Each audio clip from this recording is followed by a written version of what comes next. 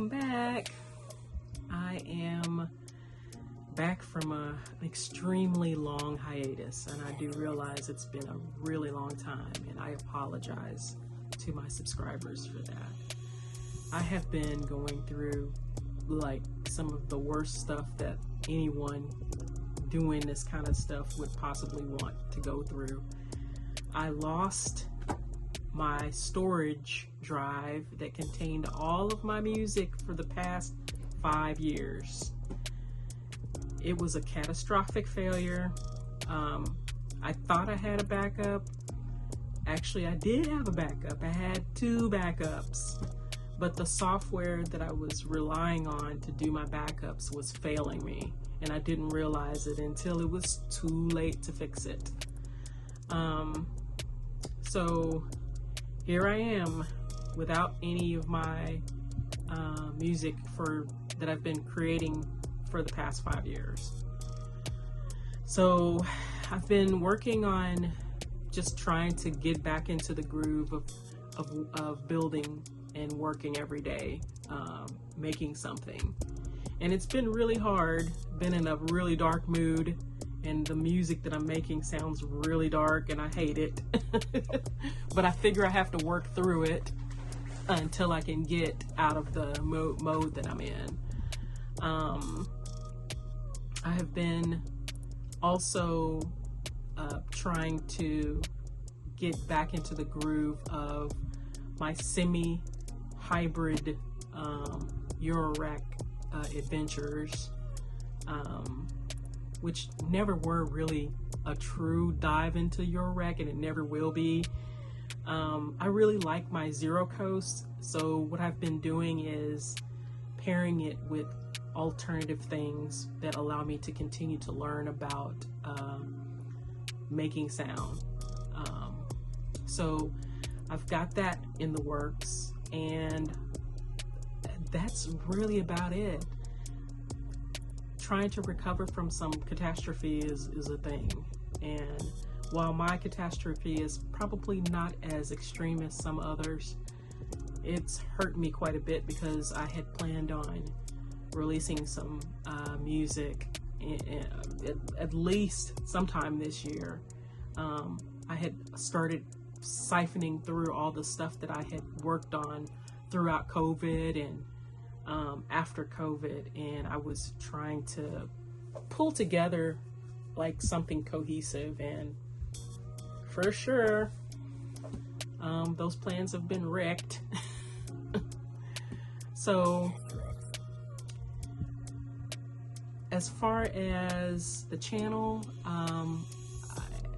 I have been just, because I've been so focused on trying to recover, I just really haven't had the motivation and time to really try to keep up with it. And again, guys, I'm really sorry.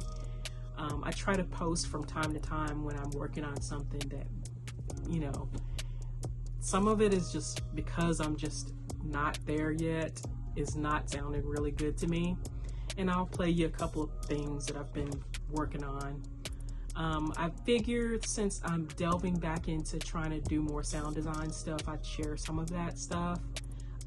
Some of you guys may find it interesting, and may, you know, a lot of us are really on a finding our own sound journey, and that's exactly what I try to do, is find my own sound and try to define what that is to me.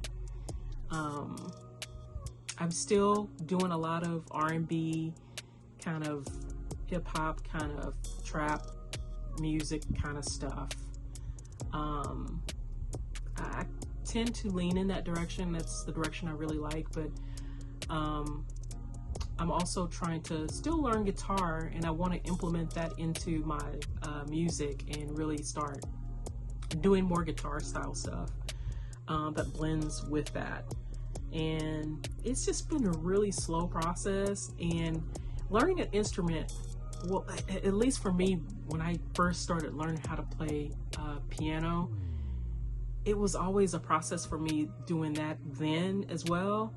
And I'd been on and off for years, like taking lessons and really trying to hone my playing skills, until one day after I'd taken the last set of lessons, I just said, why am I doing this? I don't need to do this, because I can disseminate chords, I can hear harmonies, and I can develop harmonies on my own. And I guess I don't know, sometimes you just get to the point to where you feel like you just want to be better, and you've already accomplished that, and you continue to try to hone and build and sculpt, and it's already developed, and you just don't realize it. So I think I'm pretty comfortable with piano now, but guitar, no, I'm just not quite there yet. It's nowhere near where I would like to be. So it's just kind of a slow process for me with guitar stuff. Sound design has been fun. Digging deeper into the sound design stuff it's been an adventure, and I think I kind of want to further the path on that. So anyway, let me just kind of show you what I've been working on. All right, so let's just show you what I've got going on now. So as part of my guitar adventures, I traded all my other gear in guitar wise for the Quad Cortex, and I've implemented the Quad Cortex into my setup, and it's been working out pretty good. I've been using it a lot with the Force, and I've got it set up in a return, and I am also utilizing the Poly Hector / Bebo / Digit. This thing has been through so many iterations now. I think Loki is settled on Hector and Bebo, but this is a pretty decent pedal. It has a lot of modular logic built into it, where you can build things from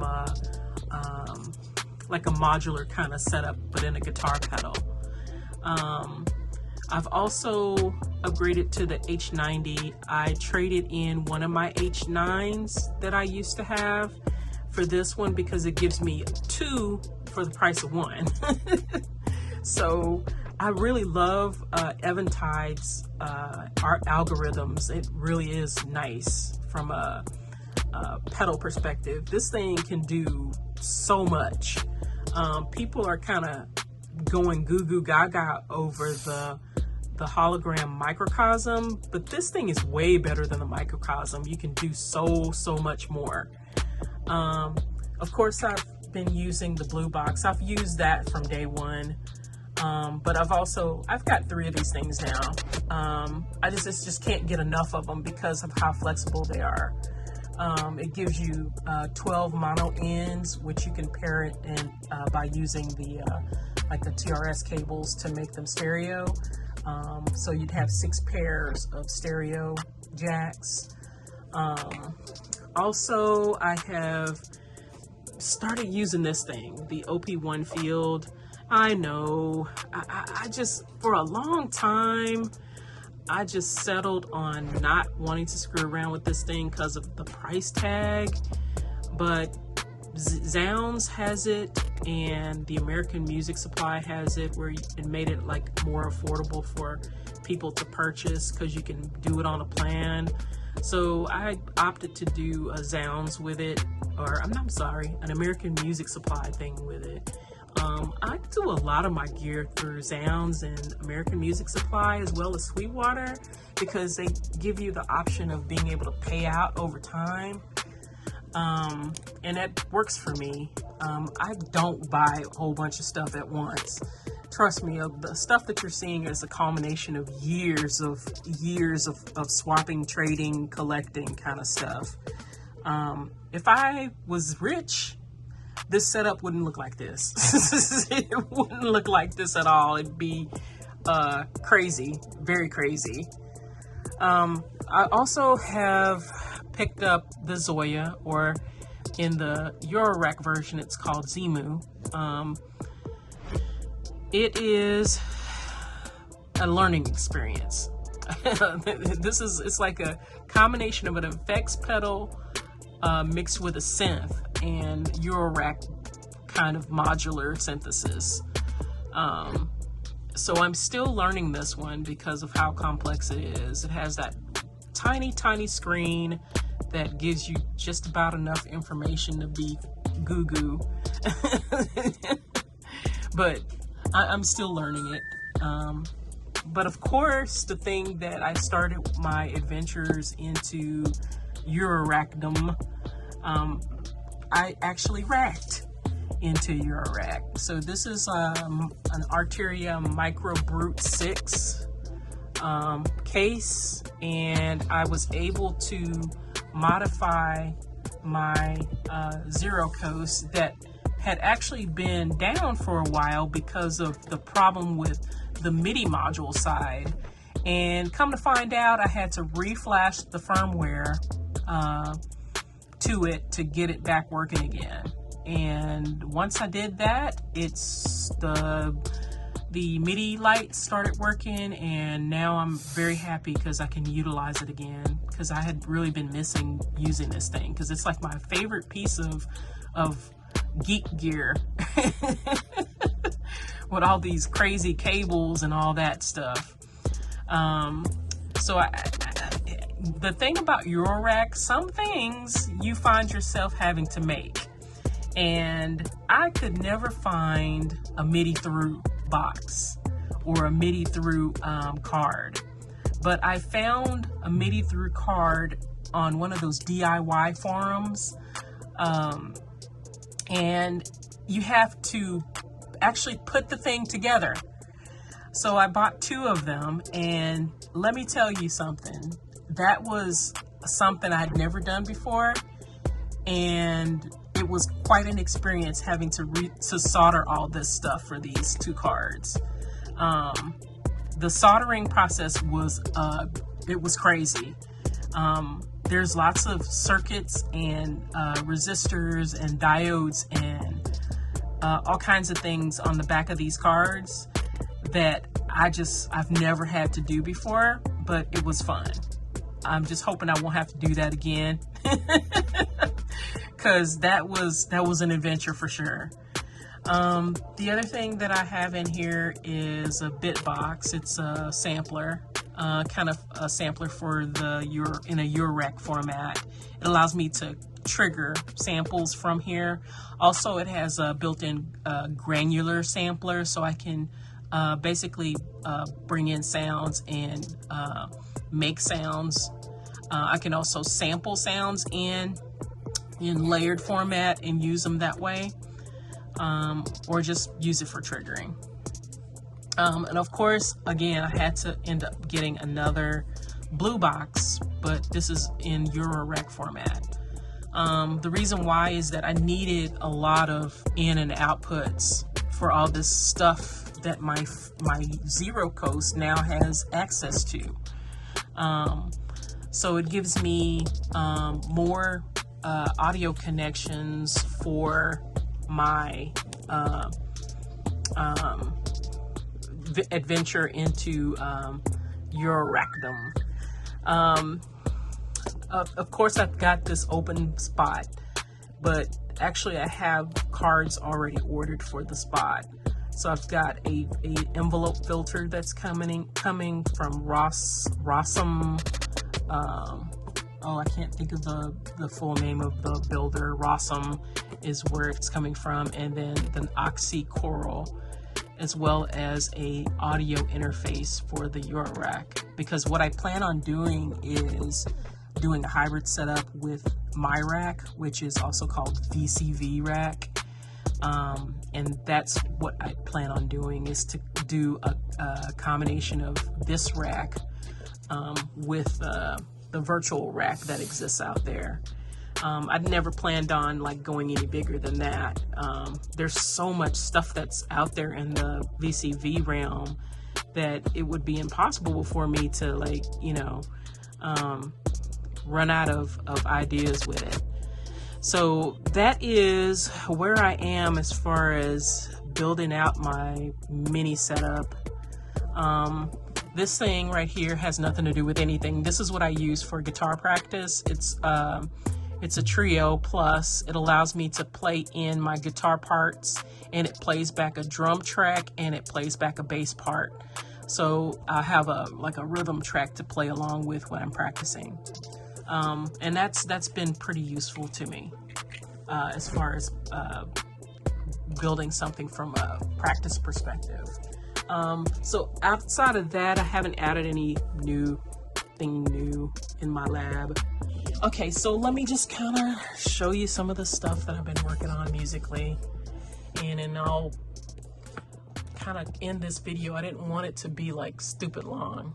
I just wanted to kind of show you guys what's happening in my room. So this is something I've been working on.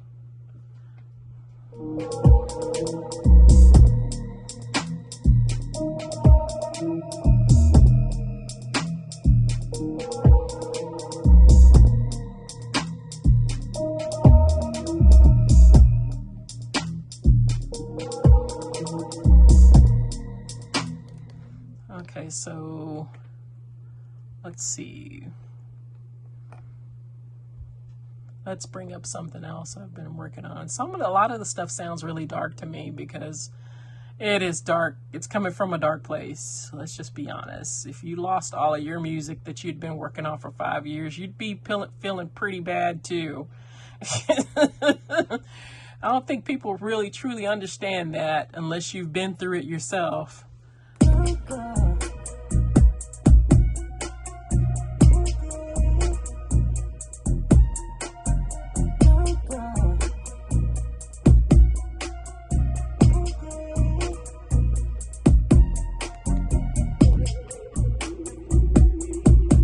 You know what's really funny? There is this thing with the Force that I hope this next update fix does something about. This wheel/LFO feature is a nightmare for all of these sounds that I bought in these packs that came from them. If you don't alter that on like the sampled sounds, it will sound like garbage. See, now it doesn't sound like garbage. This is one wheel/LFO setting. I have to remember to change that up on every song that I've used a sampled instrument. Otherwise, it'll sound like garbage. So those are kind of some of the things that I've been working on.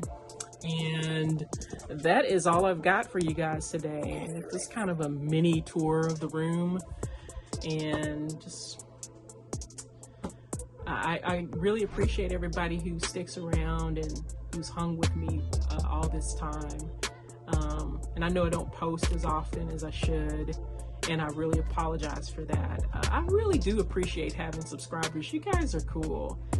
People are always reaching out to me, asking me questions all the time, and I try to answer them as much as I can. But I do have a day job. I am a tech by day. I'm an engineer by day.